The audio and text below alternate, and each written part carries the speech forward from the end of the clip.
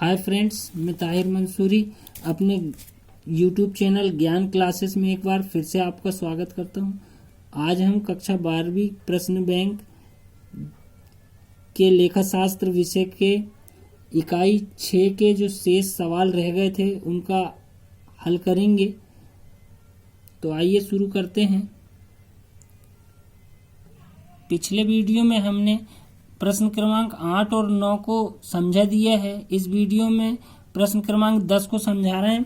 तो निम्नलिखित सूचनाओं से चालू अनुपात ज्ञात करो। स्टॉक 25,000, प्राप्त विपत्र 5,000, रोकड़ 15,000, देय विपत्र 20,000, देनदार अग्रिम कर, लेनदार और बैंक अधिविकत 2,000। ये मदें दी गई हैं। तो आइए इस सवाल को देखते हैं आगे। तो चालू अनुपात का सूत्र हमें ज्ञात होना चाहिए। तो चालू अनुपात बराबर से चालू संपत्ति बटे चालू दायित्व। तो चालू संपत्ति क्या क्या होती है, सबसे पहले हमें ये पता होनी चाहिए।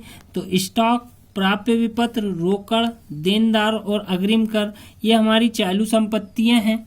और चालू दायित्व जो है लेनदार, बैंक अधिविकर्ष और देय विपत्र, ये हमारे चालू दायित्व हैं।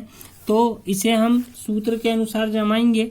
तो स्टॉक हमारे पास दिया गया है 25,000 का, प्राप्य विपत्र 5,000, रोकड़ 15,000, देनदार 20,000 और अग्रिम कर 2,000 रुपये। ये हमारी संपत्ति हो गई। बटे में चालू दायित्व के अंतर्गत लेनदार 30,000, बैंक अधिविकर्ष 2,000 और देय विपत्र 20,000। इस प्रकार से इसका और इसका दोनों का योग किया जाएगा। तो 67,000 रुपये चालू संपत्ति है और 52,000 रुपये चालू दायित्व है। तो अब इससे हम 300 से 300 काटेंगे तो 67 बटे 52 बचेगा, जिसे हम भाग विधि से हल करेंगे। तो इसका जो आंसर आएगा 1.28 अनुपात 1, इसका यही आंसर होगा। प्रश्न क्रमांक 11 हमारे सामने है कि निम्न सूचनाओं के आधार पर चालू अनुपात और तरल अनुपात ज्ञात कीजिए। तो पिछले सवाल में हमने चालू अनुपात का सूत्र देखा है। अब इस बार हमें तरल अनुपात ज्ञात कीजिए का भी सूत्र देखना होगा। तो हमारे सामने लेनदार 1,60,000, देय बिल 40,000, अदत्त व्यय 20,000, रोकड़ 1,00,000, देनदार 2,00,000, बैंक में रोकड़ 50,000, रहती है 90,000 और पूर्वदत्त व्यय 30,000 और प्राप्य बिल 50,000 रुपये दिए गए हैं। तो चालू अनुपात का सूत्र चालू संपत्ति बटे चालू दायित्व होता है। अब इस सवाल में चालू संपत्ति कौन कौन सी है ये देखेंगे।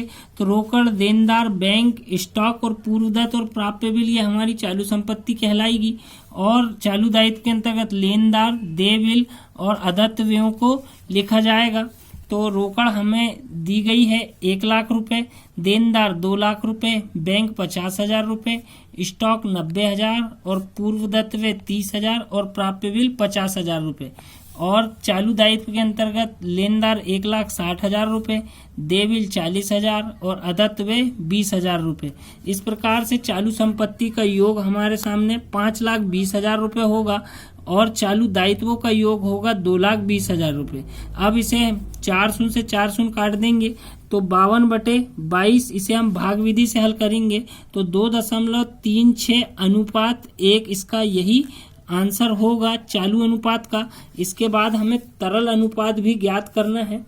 तो तरल अनुपात का जो सूत्र होता है तरल संपत्ति बटे चालू दायित्व। तो तरल संपत्ति ज्ञात करने के लिए हमारे सामने जो सूत्र दिया गया है, तरल संपत्ति के अंतर्गत चालू संपत्ति में से स्टॉक और पूर्वदत्त व्यय को घटा देंगे तो तरल संपत्ति हमारे सामने आ जाएगी।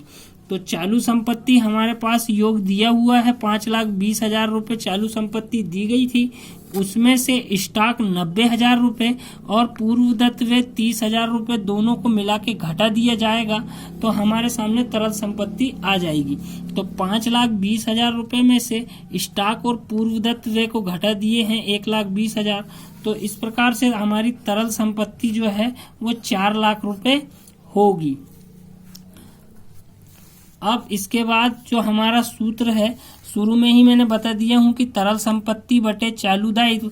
तो तरल संपत्ति हमारे सामने 4,00,000 है और चालू दायित्व 2,20,000 रुपये हैं।